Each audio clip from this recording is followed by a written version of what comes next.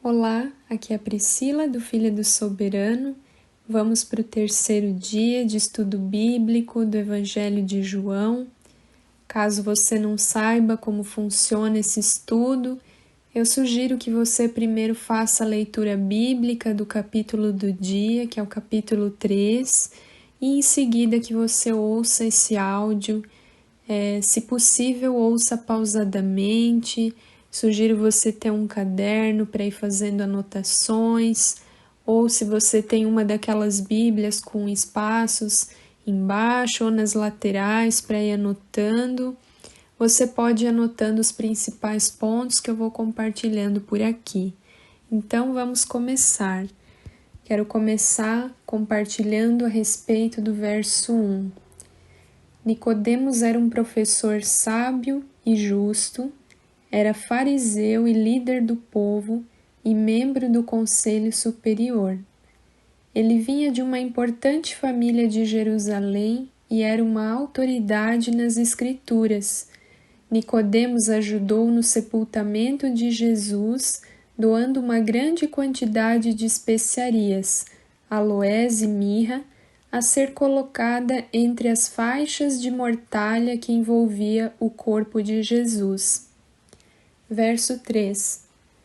A expressão grega traduzida como de novo pode significar novamente ou do alto. O novo nascimento ou regeneração, conforme Tito 3:5, é o ato pelo qual Deus concede uma vida espiritual àqueles que seguem a Cristo. Sem esse nascimento espiritual, ninguém pode conhecer as coisas espirituais nem entrar no reino de Deus. Verso 5. Nascer da água, no grego, udor, e do Espírito, no grego, pneuma, certamente Jesus se referia à obra purificadora do Espírito Santo no novo nascimento. Verso 8. Assim como o vento, embora invisível, é identificado por sua atividade, pelo seu sonido, assim também o Espírito Santo é observado pela sua atividade sobre os nascidos de novo e pelo seu efeito sobre eles. A conversa entre Jesus e Nicodemos aconteceu à noite. Conversas noturnas geralmente aconteciam no piso superior da casa. É bem provável que enquanto eles conversavam, o vento soprasse. Jesus usou o vento como símbolo da obra do Espírito Santo. A palavra grega traduzida por Espírito também significa vento.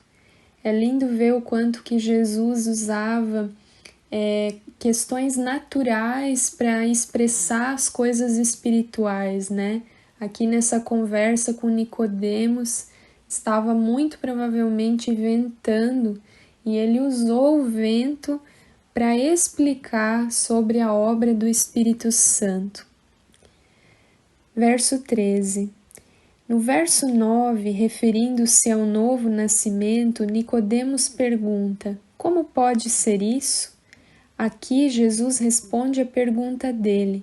O novo nascimento é pelo Filho, pela cruz e pela fé. Verso 14.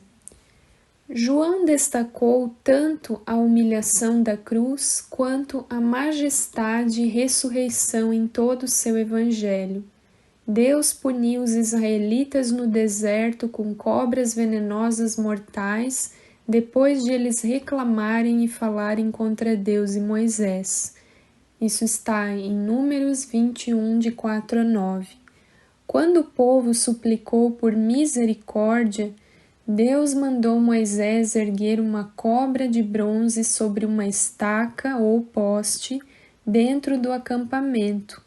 Deus prometeu que qualquer um que olhasse para a cobra de bronze seria curado da picada venenosa e salvo da morte. Esse episódio do Antigo Testamento indicava que Jesus, que seria levantado sobre a cruz como sacrifício necessário para a salvação da humanidade.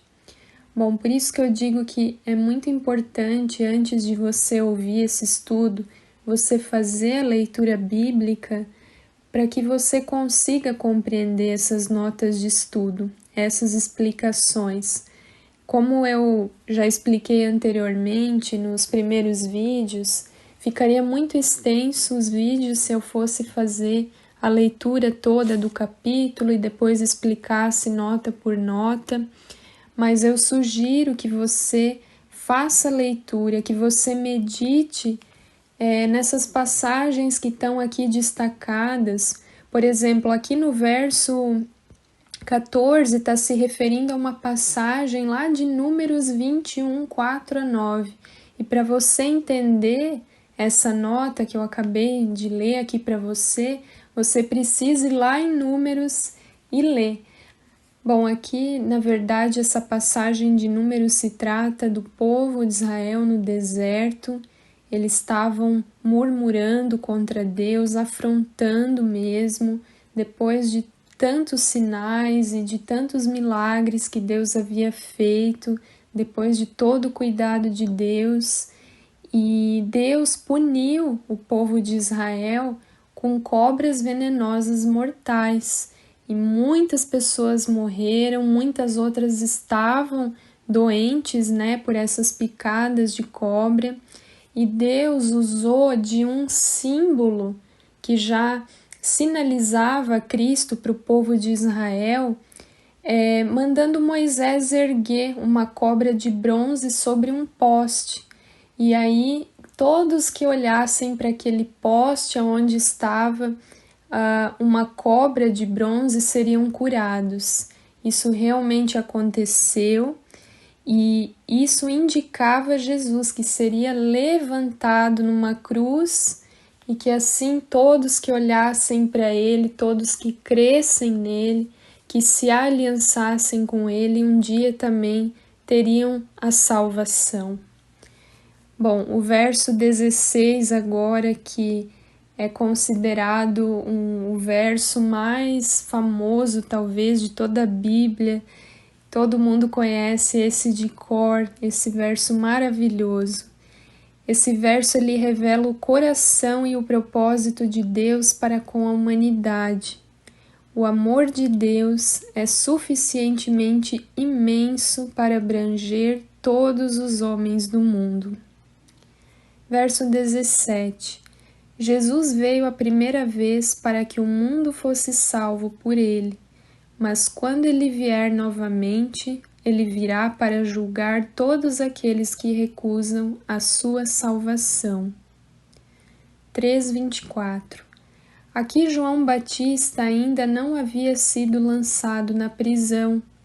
Os evangelhos sinóticos, principalmente Mateus e Marcos, dão a impressão que a prisão de João aconteceu logo após o batismo de Jesus, mas esse verso esclarece que houve um intervalo entre a prisão de João, durante o qual ambos ministravam. Agora, versos 27 e 28. João Batista deixou bem clara a relação que havia entre ele e Jesus. Primeiro ele fala acerca de si mesmo, nos versos 27 a 29. Depois, então, ele fala de Jesus, nos versos de 30 a 36. João explicou que ele não podia aceitar a posição de supremacia que os seus discípulos queriam conferir a ele, porque ele não a recebeu do céu. Nós devemos ter a aprovação divina para fazer o que quer que seja e inclusive para fazer a obra de Deus. Verso 30. João Batista salientou que Jesus tinha que crescer em popularidade, enquanto ele, João, tinha de diminuir. Jesus tinha de crescer por sua origem divina, por seu ensinamento divino e por sua autoridade divina. Eu particularmente acho um dos versos mais lindos do livro de João, esse do verso 30, no qual João Batista diz: é necessário que ele cresça e que eu diminua. Sabe, a gente vê nos nossos dias tantas pessoas usando até o nome de Deus para se autopromover.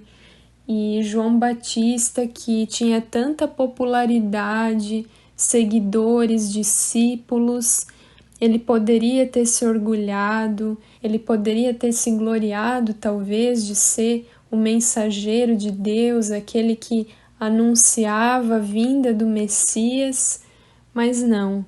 Ele reconhecia que o único digno de glória, de honra, é o Senhor Jesus, e a gente cabe apenas o papel de servo, de a gente se diminuir para que Cristo apareça na nossa vida. E o verso 36, a tradução do verbo ter, está no presente do indicativo.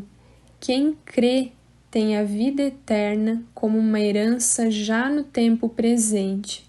Do mesmo modo, quem se recusa a crer em Jesus tem a ira de Deus já no presente tempo. Por isso, meu irmão, minha irmã, você crê em Jesus? Então você já tem a vida eterna. Essa é uma herança que já está garantida por Deus para você. Se você entregou a tua vida para Jesus, se você busca viver de acordo com a palavra de Deus, com aquilo que agrada a Deus, se você crê nele, hoje você já tem a vida eterna, você já tem essa herança que o Senhor Jesus conquistou para nós na cruz. Amém? Então esse foi o estudo de hoje. Eu peço que você deixe o teu feedback aqui para mim, porque isso é muito importante para eu saber se vocês estão gostando do estudo, se vocês estão conseguindo acompanhar esse formato, se vocês estão entendendo, se ficou alguma dúvida, se está bem esclarecido ou não. Eu estou procurando ser objetiva e não entrando tão a fundo em cada verso para não ficar muito extenso e muito cansativo para vocês, mas eu também preciso que vocês me dêem um retorno de se tá legal assim, do que eu posso melhorar, que eu também estou aberta para qualquer crítica construtiva e para estar sempre melhorando o conteúdo aqui do canal.